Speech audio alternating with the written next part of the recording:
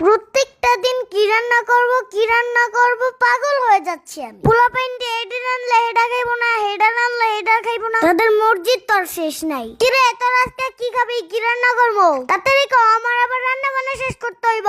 অনেক বেলা হয়ে গেছে, সকালতে দুপুর হইছে। মা তোমার যা খুশি তা রান্না করো, কোনো সমস্যা নেই। দেখিস রান্না করলে আবার পেনা পেনা করিস না। আচ্ছা ঠিক আছে, করবো না, যাও। মাইয়ারা তো কইলাম যা খুশি তাই রান্না করবো, কিন্তু কি যে রান্না করি।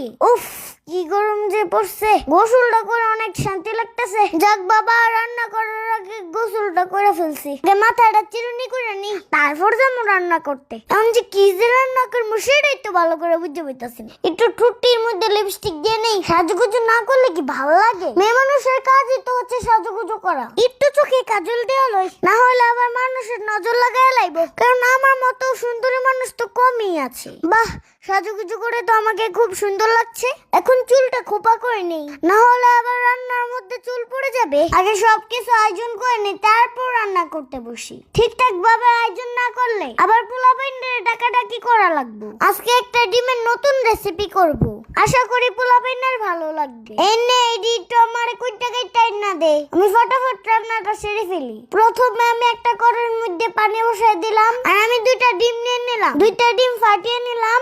এই নাও মা, কাটাকাটি শেষ হয়ে গেছে। ও কাটাকাটি শেষ, দে।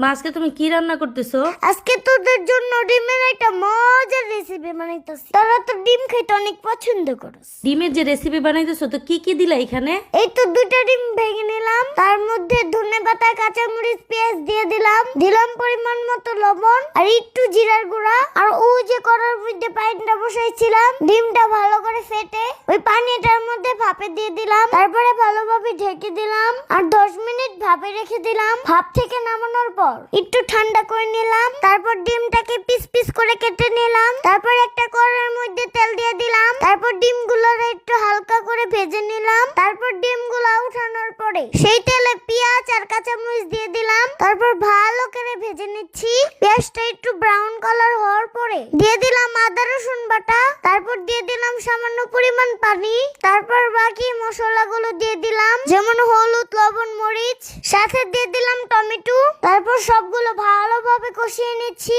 উফ, রান্না করতে করতে ঘেমেই গেলাম। কি পরিমাণ যে গরম লাগছে, এই গরমের কারণে আগেই গোসল করে নিয়েছিলাম, কিন্তু তারপরেও গরম লাগছে। ভালোভাবে কষানোর পর দিয়ে দিলাম একটু পানি, তারপর একটু বলক আসার পরে ডিমগুলো দিয়ে দিলাম, তারপর ভালোভাবে নেড়ে চেড়ে ঢেকে দিলাম।